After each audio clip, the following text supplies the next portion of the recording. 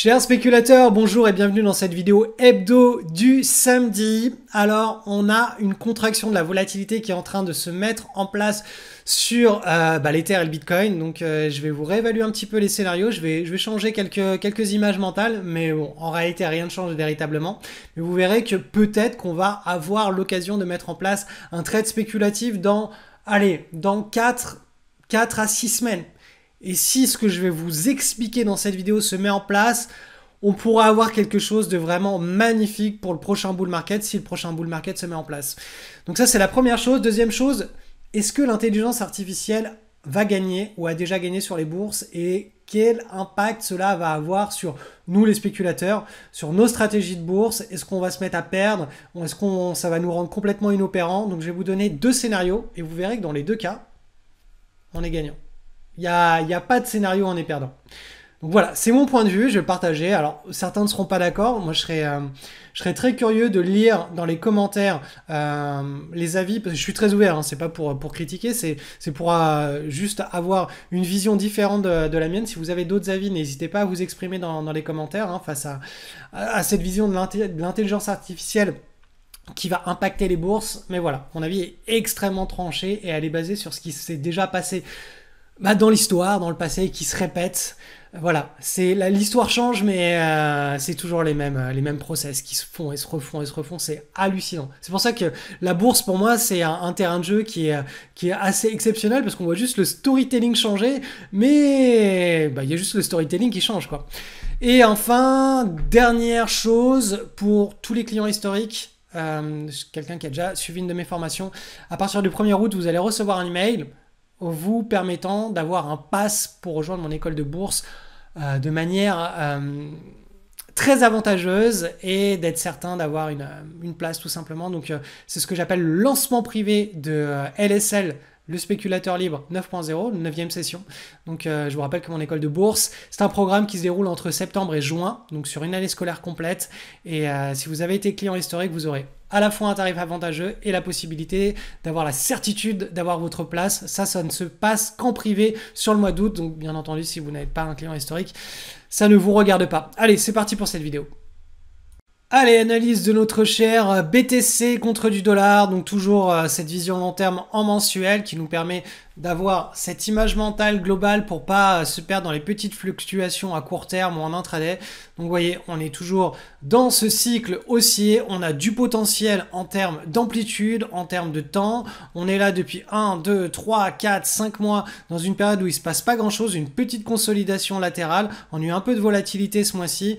Pour le moment, le bull market n'est absolument pas remis en question, même si moi personnellement mon système de suivi de tendance m'a fait sortir pour me faire rentrer probablement plus tard, et j'espère que je pourrai mettre en place un trade ultra agressif, hein, un trade spéculatif sur le Bitcoin, chose que je n'ai pas eu l'occasion de faire.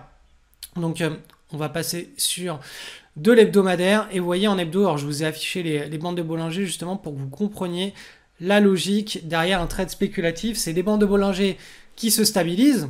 Donc ça, c'est la première chose la plus importante. Ça signifie qu'on a eu déjà cette séquence on va dire en double creux.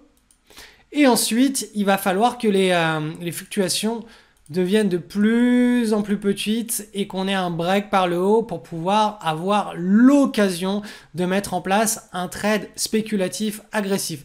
Si moi je n'ai pas ça, personnellement, je ne passerai pas de trade entre guillemets spéculatif agressif sur le Bitcoin, même si je reprendrai position pour du directionnel sur du moyen long terme. Donc ce sont des choses qui sont assez différentes. J'ai pris une vidéo entière hein, pour vous expliquer mes trois stratégies sur le Bitcoin. La stratégie buy and hold à long terme où je fais un rééquilibrage, stratégie où je fais du suivi de tendance sur un portefeuille long terme diversifié, et la stratégie que vous appréciez tout particulièrement, qui est de la spéculation ultra agressive sur des patterns qui sont parfaite. Ça, on en trouve très régulièrement sur les actions. Hein. Il y a plus de 10 000 actions liquides cotées en bourse. Quand on est en bull market, comme en ce moment, on en trouve régulièrement sur nos screeners. On a vraiment des patterns très, très, très, très belles. Quand on suit juste un seul actif, le Bitcoin, comme ça, semaine après semaine, il va falloir avoir beaucoup de chance pour qu'on rencontre ce type de pattern une fois tous les 2, 3 ou 4 ans. C'est pour ça que les screeners sont vraiment une arme redoutable pour aller trouver des opportunités qui sont des pépites pour nous spéculateurs.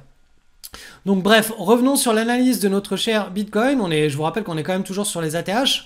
Donc rien ne nous dit hein, que là, le rebond, on casse. Alors le support, je vais vous le mettre comme ça. On casse par le bas et que bah, finalement, le bull market, il est reporté à plusieurs trimestres.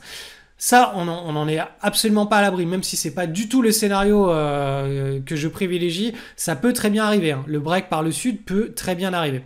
Là, pour le moment, comme je le répète depuis très longtemps, le scénario le plus probable que je vois pour le moment, c'est une réduction de la volatilité. Les bandes de Bollinger sont vraiment très très belles. D'ailleurs, je vais faire un truc. Je vais un petit peu transformer mon image mentale et je vais la dessiner davantage comme ceci. Parce que là, pour le coup, les bandes de Bollinger, on voit bien que la volatilité est en train de se contracter. Donc ce serait davantage quelque chose... Allez, même comme cela.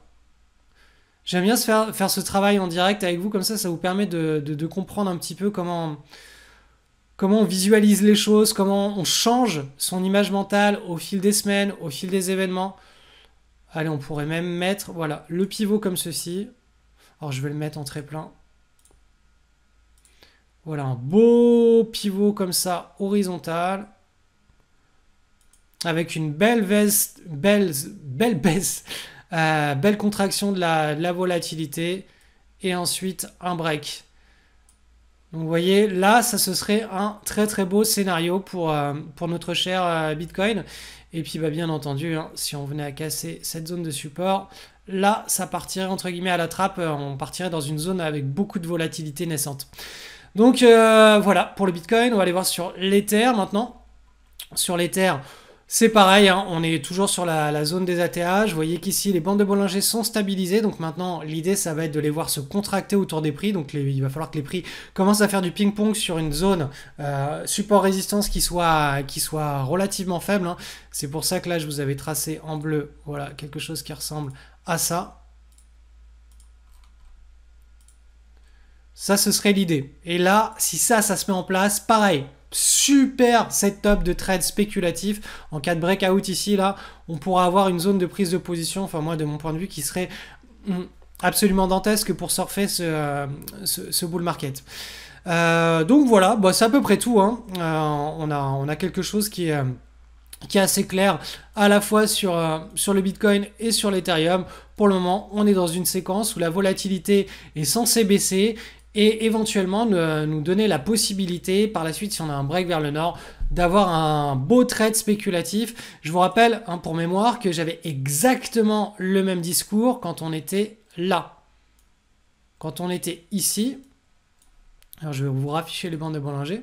Les bandes de Bollinger s'étaient stabilisées. Et là, tout ce que j'attendais pour avoir un trade spéculatif, c'est qu'on vienne sur cette zone de pivot, ou en tout cas qu'on reste sur les niveaux là, et qu'on commence à fluctuer de moins en moins pour que les bandes de Bollinger se contractent autour des prix, qu'on ait vraiment cette pattern de type micro-base. Donc je vais vous redessiner. Hein. Il aurait fallu qu'on ait quelque chose qui fasse ça ou ça. Cette contraction de la volatilité, vous imaginez pas à quel point c'est important avant de prendre une position. Si on n'a pas ça, pour moi en tout cas, ça vaut pas le coup de trader. Il y a tellement de belles opportunités avec des setups qui sont très très propres. Pourquoi aller s'enquiquiner sur des...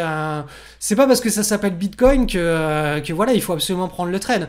Je vous montrerai des actions au début du mois de septembre qui ont des performances bien supérieures à Bitcoin, qu'on identifie grâce au screener, et les noms, personne ne les connaît, pourtant elles explosent littéralement à la hausse. Donc pourquoi aller s'enterrer dans l'histoire du Bitcoin s'il n'y a pas de setup parfait de trading? C'est effectivement une super classe d'actifs pour diversifier un portefeuille entre guillemets qu'on souhaite être décorrélé avec toutes les classes d'actifs qu'on a à l'intérieur. Donc on peut faire ça sous forme de buy and hold ou de suivi de tendance, mais en ce qui s'agit du trading pur et dur, si on n'a pas de setup, on n'a pas de setup. On va sur une autre crypto ou on passe sur les actions. Donc voilà, ce qu'on avait ici, l'idée là, bah là si on pète direct par le haut en ligne droite ou pète direct par le bas en ligne droite, pas de setup de trading. Par contre, ce que je vous ai dessiné en bleu, ça c'est le type de choses que l'on veut pour pouvoir avoir l'opportunité d'initier une position de spéculation. Alors, cette semaine, je vais traiter une question de Stéphane. Bonjour Cédric et la team, je te suis depuis plus de 10 ans, ta faculté à rester sur l'essentiel, dans un monde où tout se complexifie, est toujours aussi étonnante et rassurante. Deux solutions se présentent souvent à nous au quotidien, gagner ou avoir raison. On le voit, et notamment en politique, le avoir raison est souvent une motivation primaire, instinctive. Gagner, comme tu nous le préconises, implique de la patience, de la lucidité, de la connaissance et de la compréhension, une routine exigeante. Voilà. Merci Stéphane, merci, oui, tout est dit. Alors, ma question, si tu le permets. Il est très clair pour moi, depuis que je te connais, qu'il faut éviter d'avoir raison en bourse, sauf à vouloir satisfaire son ego. La psychologie des foules est l'élément clé de prise de décision. Pour autant, on sait que l'intelligence artificielle et les robots prennent une ampleur considérable partout, et bien sûr sur les marchés. D'après toi, ces nouveaux acteurs technologiques ne vont-ils pas totalement déréguler le marché et remettre en cause tes stratégies? Comment fonctionne-t-il? Ne nous tente-t-il pas des pièges pour faire monter et descendre artificiellement les courbes, rendant tout suivi de cours inopérants? Merci à toi et bon été à tous. Alors, ma réponse, c'est que on a connu les algos. Je ne sais pas si vous avez vu, il y a eu des reportages sur Canal+, etc. à l'époque, il y a 5 ou 7 ans, où on avait carrément voilà, des institutions qui venaient s'installer avec leur disque dur et leur connexion au plus proche de Wall Street, des bourses électroniques, pour gagner des nanosecondes. Et en gros, ces algos de trading, c'est l'ancêtre de l'intelligence artificielle, ou en tout cas, c'est les pionniers. Et est-ce que ces algos de trading qui faisaient du nanoseconde, qui passaient des milliers d'opérations à la seconde, ont eu un impact sur les bourses? Oui, très très fortement. Ça a apporté notamment beaucoup de liquidités, ça a réduit les frais de transaction, ça a réduit aussi certaines anomalies de marché à très court terme, mais pour nous, est-ce que ça a changé quelque chose? Absolument pas. C'est comme de se poser la question, est-ce que le fait que j'ai des fourmis au fond à droite de mon jardin va changer mon quotidien et ma vie? Non, parce qu'on n'évolue pas sur les mêmes référentiels. Donc, tout ce qui se passe, toute cette activité qui se passe à la nanoseconde n'a absolument aucune influence sur des graphiques en hebdomadaire, en mensuel et même sur beaucoup de graphiques en daily. Ce sont voilà, des référentiels qui sont différents. Maintenant, on a l'intelligence artificielle qui arrive. Donc effectivement, les questions sont exactement les mêmes aujourd'hui qu'elles l'étaient quand on a eu les algos de trading. Donc, moi, j'ai deux scénarios en tête. Le scénario numéro 1, c'est que l'intelligence artificielle, elle gagne. Et à ce moment-là, qu'est-ce qui se passe? On reste cash. Pourquoi? Parce qu'il n'y a plus d'opportunités humaines à exploiter. Nous, ce qu'on exploite, c'est l'avidité des spéculateurs. On spécule sur les spéculateurs. S'il n'y a plus de spéculateurs, il n'y a que de l'intelligence artificielle qui fait le marché, on ne trouvera plus d'opportunités humaines, donc on restera cash. Donc l'alternative serait donc de s'investir non pas sur des opportunités humaines, mais sur de l'intelligence artificielle qui gagne. Mais voilà, ça peut très bien marcher à très court terme, mais elle va se faire sa propre concurrence à elle-même. Toute cette intelligence artificielle va rentrer en guerre contre elle-même, et du coup ça va déjà réduire les anomalies de marché que l'une exploite par rapport à l'autre. À la fin, il n'y en aura plus aucune. Et puis de toute façon, à la fin, l'homme sera obligé de débrancher l'intelligence artificielle des bourses ou de la réguler comme pour les algos. On a créé énormément de régulation pour les algos de trading. Car sinon, qu'est-ce qui va se passer? La bourse, elle n'aura plus aucun sens que d'être le reflet d'une espèce de grande cour de récréation où s'affrontent des algos de trading. Donc dans ce scénario numéro 1, où l'intelligence artificielle, elle gagne, en effet, dans ce cas, on pourrait avoir des actions qui cotent 5, puis 5000, puis 100 en l'espace de quelques heures ou de quelques jours, mais du coup, plus personne ne voudrait investir en bourse. Plus personne ne voudrait allouer des capitaux dans un marché qui est déréglé, dans un marché qui ne fait pas sens. Et qu'est-ce qui se passerait? Eh bien, on verrait apparaître un nouveau marché parallèle. L'homme créerait un nouveau marché parallèle, mais sans l'IA. L'IA ne serait pas autorisée. Donc, soit l'homme régule l'IA dans le marché actuel, Parce qu'il va y avoir des excès, c'est toujours comme ça qu'on fonctionne, hein. Dès qu'il y a trop d'excès, qu'on est au pied du mur, boum, on régule, et puis après on passe à une nouvelle étape dans l'existence de l'homme. C'est comme ça qu'on fonctionne. Donc soit on arrive à un état d'excès qui est tellement... on peut plus rien faire, que on ferme et on crée un nouveau truc, et voilà, il y a l'intelligence artificielle est très très très limitée ou carrément interdite. Mais dans tous les cas, dans le scénario numéro 1 où l'intelligence artificielle gagne, entre guillemets, nous, on reste cash parce qu'on n'a plus d'opportunités et on attend tout simplement qu'il y ait un nouveau marché qui soit mis en place. Le scénario numéro 2 maintenant, qui est celui qui s'est déroulé pour les algos. L'IA reste juste un outil d'aide à la décision, tout comme les algos, et rien ne change véritablement pour nous. Dans ce cas, les opportunités continuent de sortir sur nos screeners. Et ça, moi, de mon point de vue, c'est ce qu'il y a de plus probable. Et si ça n'arrive pas à court terme, si le scénario 1 arrive à court terme et que l'IA gagne, de toute façon, à moyen long terme, le scénario numéro 2 finira à nouveau par réémerger. Donc pour résumer, soit on perd face à l'IA à court terme, et finalement, on ne perd rien parce qu'on n'a pas d'opportunité et on attend la création d'une nouvelle bourse en restant cash. Soit on ne perd pas face à l'IA, on cohabite avec elle comme avec les algos, et puis on continue de gagner quand les cycles sont porteurs, et quand les cycles ne sont pas porteurs, on reste cash. Analyse de l'or coté en dollars, on est sur de l'hebdomadaire, donc cette semaine, une toute petite semaine de fluctuation, donc très peu de volatilité. Ça, j'adore ça, hein, surtout quand elles commencent à se succéder les unes derrière les autres sous un pivot. Donc voilà, l'idée, j'aime bien les bandes de Bollinger là pour suivre la poursuite de cette construction. Ici, vous voyez qu'on a eu un premier creux, un deuxième creux, donc potentiellement là, on serait vraiment sur la fin de cette pattern. Donc là, je vous ai dessiné le prolongement des bandes de Bollinger avec quand même pas mal de longueur dans le temps. Si on commence vraiment là, comme on a eu cette semaine, à ne plus fluctuer, ça pourrait être un break qui arrive assez rapidement par le haut. Donc voilà, d'ici la fin du mois d'août. Donc affaire à suivre. Mais si la volatilité, encore une fois, elle commence à se tasser et qu'on fait une toute petite partie de ping-pong, quelque chose qui ressemble à ça. Contrôle pivot, boum, boum, boum. Alors là, on aurait quelque chose de vraiment explosif et ça pourrait être l'occasion d'ailleurs de mettre en place un trade spéculatif agressif. Donc bien au-delà de simplement avoir de l'or dans un portefeuille long terme ou de faire du suivi de tendance dans un portefeuille moyen long terme. Là, pour les trades spéculatifs ultra agressifs, on pourra avoir une pattern qui se met en place dans les prochaines semaines. Donc voilà, affaire à suivre. Mais leur coté en dollars, ils nous dessinent quelque chose d'extrêmement sain. Et vous allez voir que sur leur coté en euros, on est dans la même logique. Donc je vous avais fait la semaine dernière le prolongement des bandes de Bollinger. Donc voilà, l'idée, c'est tout simplement que la volatilité se tasse. Hop, je vais enlever tout ça. J'enlève les bandes de Bollinger. Et on reste dans cette magnifique petite figure ici qui prend la forme d'un drapeau. Certains appelleront ça... Voilà, une taille de base, d'autres un drapeau, d'autres un channel. Ils feront comme ça, ils diront « Ah, non, c'est un channel ».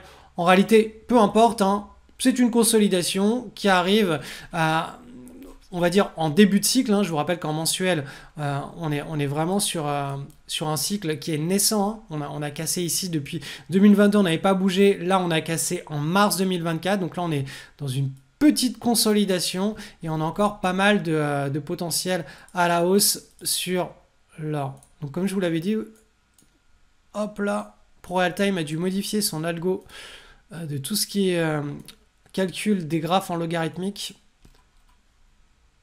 Donc voilà pour l'or. On va peut-être passer sur le silver maintenant. Donc sur le silver, pareil, on est sur vraiment le début de la lancée du bull market. On va la regarder en hebdomadaire. Donc moi, j'avais identifié cette zone de support. Pour moi, elle était quasi acquise, hein, puisqu'on a vu un premier creux. Et là, je voyais très très bien le deuxième creux. Donc là, on est en train de casser. Je vous rappelle que le silver, c'est un actif qui est extrêmement volatile hein, si on le compare à l'or. Donc, on pourrait très bien avoir tout simplement quelque chose du coup qui ressemble, pour les chartistes, à une épaule, tête, épaule, de continuation de tendance. Le genre de choses qu'on voit assez régulièrement sur les actifs qui sont volatiles. Ça voudrait dire que simplement, vous voyez, la première jambe baissière elle se fait en deux creux, mais qui sont plus... Enfin, le deuxième est plus bas que le premier. Ça arrive régulièrement hein, sur les actifs qui sont très volatiles. Sur les actifs moins volatiles, en général, les deux creux sont à peu près au même niveau. Donc voilà pour le silver, sinon rien n'a changé, hein, l'image mentale reste la même. On est sur la première petite consolidation ici hein, du top départ du bull market sur le silver. Analyse du SP500, je commence toujours par cette magnifique vue long terme du SP500 en mensuel. Regardez, depuis 2009, la crise des subprimes, on a vraiment un énorme cycle haussier. On a eu 3 grandes jambes haussières, 1, 2, 3. En les reportant, je le répète chaque semaine, depuis la zone de breakout de cette séance, ça nous donne des projections sur l'année 2026 en termes d'amplitude et de temps. Maintenant, en plein milieu, on a tout simplement l'objectif de la séance, hein, cette magnifique figure de consolidation au sein d'un bull market. Donc voilà, on n'y est pas encore. Donc on a encore du potentiel à mi-distance et du potentiel à fin de distance sur le SP500. Là actuellement, le mois de juillet, vous voyez qu'il est en train de faire un petit doji. Quand on est dans des conditions d'extension hein, de jambes haussières, ce type de doji, de figure, ce ne sont pas des points de retournement, ce sont simplement des zones de consolidation. Dans toutes les tendances haussières qui sont en train de vraiment bien s'étendre avec une faible volatilité, vous trouverez de nombreux petits doji sans que ça remette en question la pérennité de la tendance. Donc maintenant, on va aller voir ce qui s'est passé cette semaine plus particulièrement. Je descends sur l'unité de temps hebdomadaire et vous voyez qu'on a eu une petite semaine de baisse, tout comme la semaine dernière. On arrive ici hein, sur le bas de ce canal. Donc vous voyez, on avait... Alors, je le refais, mais on avait un premier canal en pointillé. Donc on était on va dire en deuxième vitesse. On est passé en troisième vitesse. J'avais mis ce canal ici en très plein avec l'objectif de la séance qui est ici. On est en train de subir une petite consolidation. Peut-être qu'on va rétrograder. Je n'en sais rien du tout. Mais pour le moment, le scénario, voilà, le plus probable de mon point de vue, ça reste cette petite consolidation. Alors je l'avais déjà dessiné. Mais voilà, ça reste quelque chose comme ceci. Donc voilà mon point de vue hein, sur le SP500. On est sur une zone de support. On verra comment ça réagit hein, sur ce canal. Mais voilà, on devrait... Voilà, je vous ai expliqué la semaine précédente, il y a une énorme rotation sectorielle au sein de la classe d'actifs actions. On a toutes ces large caps qui sont plutôt estampillées valeurs de croissance qui sont en train d'être... pas revendu, mais en tout cas les liquidités, les gens commencent à prendre, les institutionnels commencent à prendre leurs profits et à les réinvestir de manière très agressive sur tout ce qui est small caps value, value investing, même sur des mid caps et des large caps. Donc c'est une autre thématique sur les actions. Ça on le voit très bien, très clairement, notamment sur le Dow Jones Industrial Average. Donc vous voyez que lui, il n'a pas performé du tout hein, au cours des derniers mois. Il était dans une grande consolidation ici, hein, dans un triangle. D'ailleurs, on le voit si je mets les bandes de Bollinger. On voit les bandes de Bollinger en hebdomadaire, elles se sont stabilisées. On a eu le break ici de cette figure la semaine précédente. C'est pour ça que je vous titrais hein, qu'on avait une grosse rotation sectorielle. Et là, cette semaine, on valide. On est toujours au-dessus. On a une clôture en hebdomadaire. Donc là, on est en train de potentiellement lancer un trend haussier assez agressif hein, sur tout ce qui est value investing. Et si on regarde ce qui se passe sur les small cap value, là, c'est pareil.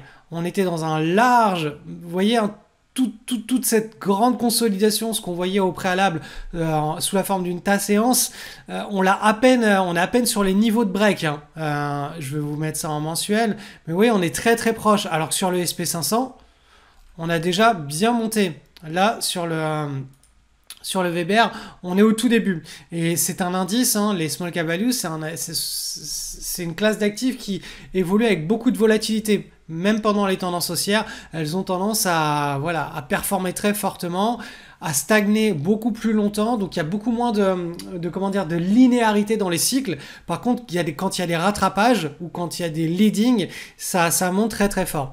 Donc voilà l'image mentale que j'ai, c'est que tout simplement au cours des prochaines semaines, des prochains mois, tout ce qui est sur la thématique value investing, donc notamment les small caps, hein, on devra avoir quelque chose qui performe de manière assez significative, tandis que sur tout ce qui est valeur de croissance, valeur techno, ce qui était un petit peu à la mode au cours des derniers mois, bah, ça devrait consolider. D'ailleurs, on le voit bien sur le Nasdaq. On a à nouveau une semaine de baisse. Donc c'était entre guillemets attendu, hein. On est sur des niveaux ici de support. Donc comme je vous l'expliquais la semaine précédente, en principe on devrait consolider dans quelque chose qui pourrait ressembler à un triangle. Alors ça, du coup, je vais carrément retirer tout ça. Hop.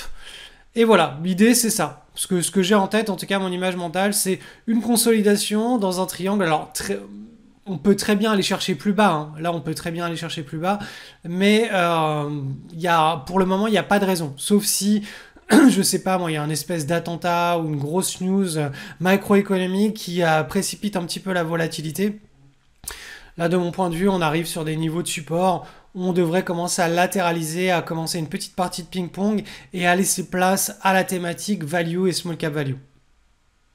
Passons à l'Europe maintenant avec le DAX, donc l'indice allemand. Donc là, on est sur de l'hebdomadaire. Donc, vous voyez une petite semaine de pause. On est en plein milieu d'une consolidation. On a fait un premier creux. On est en train de faire le deuxième creux. Donc voilà, on est en train de construire une belle petite marche d'escalier au sein d'un trend haussier, hein. Vous voyez qu'ici, on a un espèce de canal en pointillé. On est dans une tendance haussière, hein, sur plusieurs trimestres. C'est la tendance des pays développés. Sur le CAC 40 qui s'est pris une situation d'attentat avec ces histoires de politiciens. Donc là, potentiellement, on avait ici le premier creux. Là, cette semaine, on allait chercher un petit peu plus bas. Donc, je vais juste décaler ce scénario. Voilà, comme ceci. Donc, ça ne change pas grand-chose. Alors, je vais peut-être le redessiner même. Ce sera un petit peu plus propre. Voilà, là, on aurait éventuellement le premier creux. Et ensuite, on pourrait tasser la volatilité avant de repartir dans cette logique, hein, de marché haussier. Alors, je ne sais pas ce qui s'est passé avec ProRealTime. Ils ont dû changer quelque chose dans le calcul de l'affichage des graphes en algo, puisque ça change un petit peu les courbes. En algo, en logarithmique. J'aime bien regarder les graphes en logarithmique, hein, pour tout ce qui est cycle long terme. Par contre, sur les actions à très court terme, enfin les actions où on trade en hebdomadaire ou sur les cryptos, ça n'a aucun intérêt. C'est vraiment pour timer, pour voir ce qui se passe dans les grands cycles, hein, de mon point de vue, tout ce qui est en log. Donc voilà, le CAC 40, on a potentiellement cette zone de support, on est dessus, et potentiellement on aurait une deuxième zone de support en cas vraiment de correction supplémentaire. On irait chercher davantage le bas de ce canal. Mais pour le moment, c'est pas le scénario privilégié de mon point de vue. Là, on est vraiment en train de chercher la zone de support. Vous voyez que cette semaine, on a eu pour le coup un doji. Et vous voyez, là, ce doji, il a de la valeur dans le sens où on est potentiellement en train d'avoir créé un creux. Pourquoi il a de la valeur? Parce que la tendance de fond est à la hausse. On est sur une zone de support. Rappelez-vous, hein, ici, c'était... Hop là, une résistance qui est devenue support. Donc on est vraiment sur la zone ici, hein. Tout ça, c'est une zone qui peut servir de support. Donc quand on a un doji sur une zone de support au sein d'un marché haussier, là on peut se dire, ah, peut-être que c'est un point bas. Donc voilà, et ça, pour aller le valider, il faut passer sur l'unité de temps inférieure, analyser la structure, trouver un pivot qui soit cassé par le haut, etc., etc. Je vais pas vous le faire ici, ça, parce que voilà, le daily, j'aime pas trop l'analyser, sauf quand il se passe vraiment des climax run ou des hyper climax run. C'est intéressant d'aller sur du daily. Donc ça, c'est pour vraiment tout ce qui est trade, mais pour ce qui est sentiment de marché, il n'y a pas vraiment de raison d'aller sur du daily, sauf, voilà, encore une fois, crack boursier avec énormément de volatilité. On va regarder un petit peu ce qui se passe sur les unités de temps plus courtes pour timer un retournement comme ce qui s'était passé pendant la crise Covid. Donc voilà pour l'Europe. Donc petit rappel, dans 4 jours, j'ouvre les inscriptions en privé, donc de manière ultra confidentielle, de mon école de bourse LSL de spéculateur libre. C'est la session 9.0. C'est un programme qui est 100% en ligne, semaine après semaine pendant 1 an. Donc si vous avez déjà été client, vous recevrez un email. Si vous êtes dans un groupe Telegram, le canal, l'anti-sèche du spéculateur ou crypto surfer, vous allez aussi recevoir une communication vous permettant d'avoir accès à ce programme de manière ultra avantageuse et d'avoir la certitude d'avoir votre place pour cette nouvelle session. Et puis pour tous les autres, il faudra peut-être attendre le mois de septembre s'il reste des places, ou sinon peut-être l'année prochaine ou peut-être jamais. Je n'en sais rien. Excellente semaine à vous.